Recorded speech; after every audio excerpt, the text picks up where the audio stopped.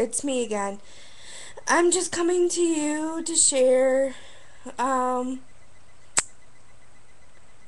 about change. I think. Not quite sure. But I just wanted to say that I'm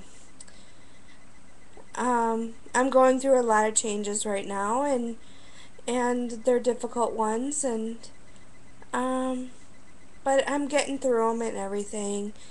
Um, so that's good.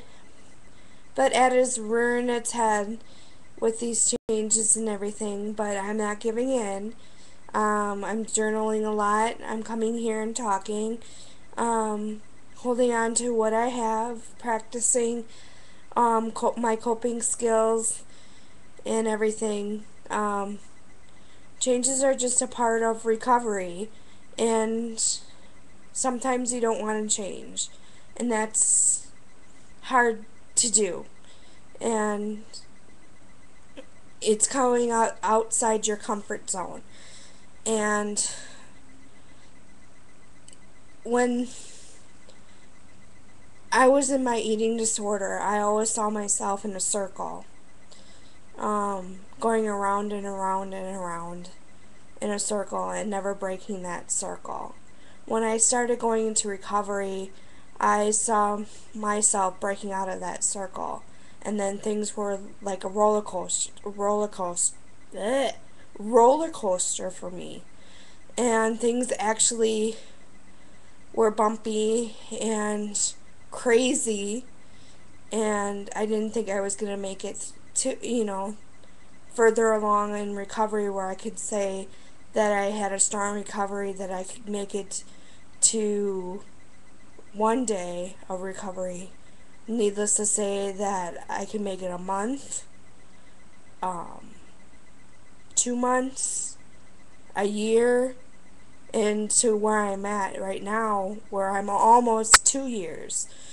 Um, I'm just a little shy of that. So, yeah, it's hard to explain how going through changes and everything affect recovery. I don't even know what I'm talking about. I'm just rambling, aren't I? Um, Before you go into recovery, like I said, it's like going around in a circle. And once you get out, it's like a roller coaster. And then after a while, you hit a plateau where everything is okay, but then things start getting better for you, and and then there's a balance. And that's where I'm at right now, is in a balance in my life where I'm happy about things. Um, and when something bad does happen in my life, I don't let it get me totally down in the dumps. I shouldn't say that word, dumps, because that's not really really good word to say. It doesn't really draw me down into a place that I don't want to be.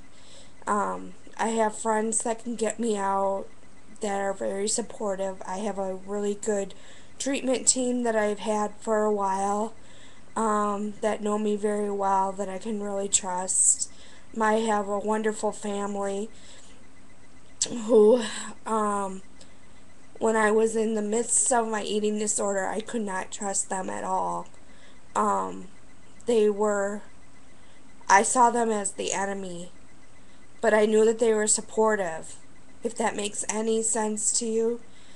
Um, I knew they were there, but Ed made me think that they were enemies, my family.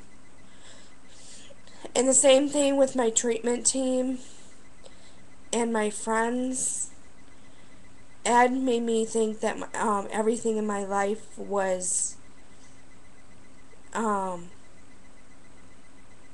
enemies, and made me think that I couldn't trust anybody, that all I could trust was him.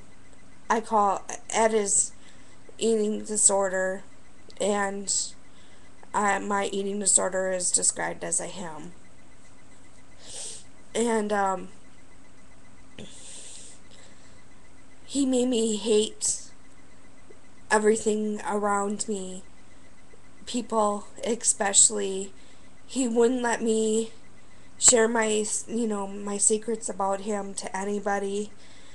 And when I did share a secret, he made me torture myself by making the eating disorder even worse, by saying words in my head that I was worthless, that I was a bad girl. Um, I was brought up, you know, I was, as a girl, I was bullied by, um, in grade school. Not really, I was bullied, not physically, just with words, because I wasn't very intelligent. Um, I had a learning disability, which back then in the day when I was growing up, it was attention deficit disorder, but it wasn't diagnosed at that time for girls. It was for boys, but not for girls. And that's what I had, and I've been since diagnosed with it now. But anyway, going off on a tangent. Anyway, I was bullied, with words and with the learning disability, and it just made me feel like a bad person, and made me just tortured me because of that. And I tortured myself too. Not only did Ed torture me with saying that I was a bad person and a bad girl and that I was unlovable and everything, I believed it too, because, Ed told me it, and, you know, kids at school did, and teachers labeled me. So, it was hard for me in school. And so I picked up an eating disorder just to protect myself, as a way to have some kind of control over something in my life. And it turned out it controlled me, and I lost control of everything in my life that I possibly could have. And it's just, it's hard to explain in words. And now I've gotten that back, that control. I have control over my life. I can I can do things that I want to do, not because Ed tells me to do it or I'm doing it for somebody else. I'm doing it for me and me alone. And I always I always pray about things. I always put God in my life too, my faith. I won't go off on that because I don't want to turn anybody off. I'm very strong in my faith. I love God. I love the Lord. I'm very strong um, with my faith in God and the Lord. Um, I just want people to know where I'm coming from and what I've been through. I want people to know that it's okay for everything to work out, that changes are okay to happen, and changes are hard. I'm going through that difficult time right now where the changes are hard.